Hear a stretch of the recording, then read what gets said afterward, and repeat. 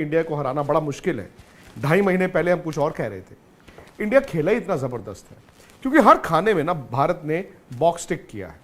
Australia जानता है कि उनके पास मैच विनर्स हैं, लेकिन ऑस्ट्रेलिया का सबसे बड़ा इम्तिहान 11 खिलाड़ी एज टीम, क्या वो एक आउटस्टैंडिंग दिन प्रोड्यूस कर सकते हैं? और अगर ऑस्ट्रेलिया ने इस वर्ल्ड कप को जीतना है तो 2 बातें बड़ी लाजमी है होनी।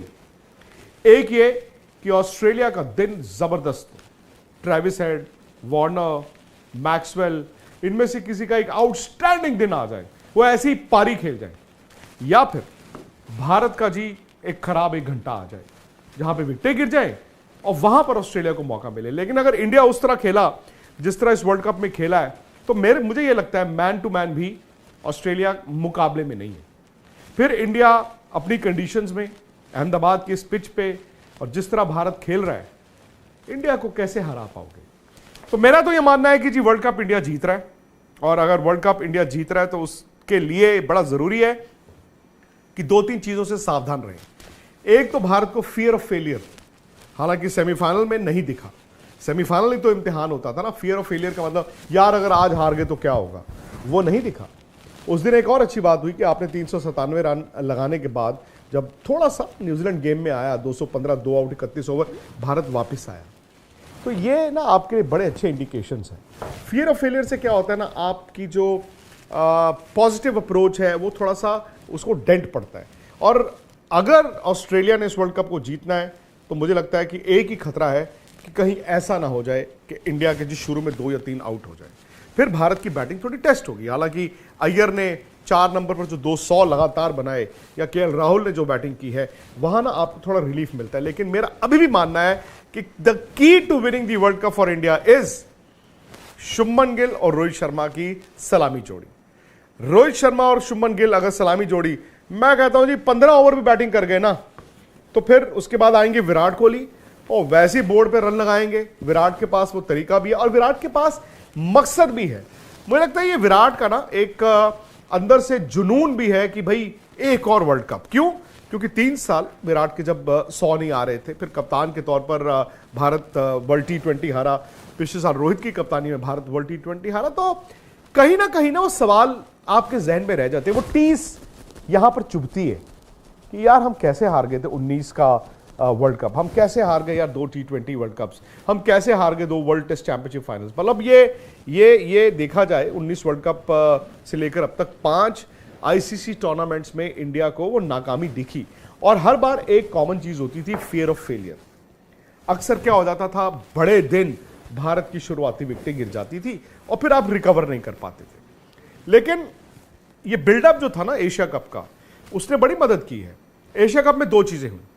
एक तो जो 3 स्लॉट्स खाली थे, अय्यर की फिटनेस, राहुल की फिटनेस और बुमराह की फिटनेस, भाई उन्होंने आके वो तीनों खाने भर दिए। दूसरा, इंडिया कप जीता। कप जीतना ना बहुत बड़ी बात होती है, भले वो 3 देशों में जीते, आप 4 में जीते, 5 में जीते। जब आप एक टूर्नामेंट जीतते हैं अपनी कंडीशंस में, इन कंडीशंस में सब कॉन्टिनेंट की, तो आपकी तैयारी इससे अच्छी नहीं हो सकती। इसीलिए ऑस्ट्रेलिया के साथ जो पहला मैच था वहां पर भारत का मुकाबला था और वहीं पर भारत का इम्तिहान था। द मोमेंट इंडिया वो ऑस्ट्रेलिया को हरा गया, फिर आपको मालूम था कि यार कम से कम अब आखिरी 4 में हमें कोई दिक्कत नहीं है। फिर आपने पाकिस्तान भी हराया, बांग्लादेश भी हराया, और फिर टर्न अराउंड आया न्यूजीलैंड की गेम से। क्योंकि बांग्लादेश में जब हार्दिक को चोट लगी, आपने न्यूजीलैंड वाले मैच में शामी को खिलाया। अब शामी ने वहां पे जाके बड़ी अच्छी गेंदबाजी की, but the real turn around Bharat के लिए था लखनऊ। भारत चेज करना पसंद करता था, तो भारत क्या करता था, गेंदबाजों ने अच्छा बॉल डाला, सामने वाले को रोक दिया और फिर भारत ने चेज कर दिया। लेकिन एक नई चीज देखने में मिली जब लखनऊ में भारत ने 229 रन बनाए और फिर तेज गेंदबाजों ने सेकंड गेंद करते हुए फ्लड लाइट्स में उन कंडीशंस का फायदा उठाया। वहां से भारत ने कहा यार हमें चेज की क्या जरूरत है, अगर हमारी पहले बैटिंग भी आ जाए, हमारे तो तेज गेंदबाज यार सेकंड बॉल करते हुए पहले 15 ओवर में कहर ढा देते हैं। हालांकि अगर आप न्यूजीलैंड का मैच भी देखें तो शामी ने वहां पर 2 आउट किए थे।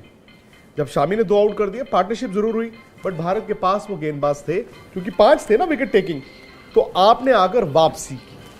तो बस एक ही बात है, अगर आप मुझसे पूछें, ऑस्ट्रेलिया का नया गेंद, यानी कि वो जो ट्रेविस हेड और डेविड वार्नर बैटिंग करने आएंगे और भारत पहले 15 ओवर गेंद डालेगा, पहले या बाद में, वो की है। अगर आपने वार्नर ट्रेविस हेड को रोक दिया तो भाई साहब उसके बाद फिर ऑस्ट्रेलिया का मिडिल ऑर्डर भी स्ट्रगल कर सकता है, फिर स्पिनर को वो फंसता है। दूसरा है जब भारत पहले 15 ओवर खेलेगा, हेजलवुड, स्टार्क और पैट कमिंस, अगर भारत ने 15 ओवर निकाल दिए बिना किसी विकेट के, तो रोहित और गिल ने मारना भी बहुत है। रोहित तो भाई कप्तान के तौर पर, बल्लेबाज के तौर पर, he is walking the talk, जो कहा वो मैं कर रहा हूं। अगर वही कल रोहित शर्मा का अंदाज और वो खेल के 50-60 गेंदे, तो फिर रन बोर्ड पे बहुत आएंगे। शुभमन गिल इस पूरे वर्ल्ड कप में मतलब ओके परफॉर्मेंस, लेकिन जो सेमीफाइनल में उन्होंने बैटिंग की, हाँ हमें विराट का वो 100 याद है, हमें अय्यर का वो 100 याद है। शुभमन गिल को क्रैम्प्स ना आते ना, तो 100, 150, पौने 200 उन्होंने भी बनाने थे। तो शुभमन गिल तो भाई अहमदाबाद में खेल रहे हैं, अहमदाबाद में खेल रहे हैं का मतलब है उस मैदान पर जहां पर उन्होंने सबसे बेहतर प्रदर्शन किया अपनी जिंदगी में। तो बस मेरा यह मानना है कि अगर गिल और रोहित 15 ओवर बैटिंग कर गए तो इंडिया वर्ल्ड कप जीत रहा है।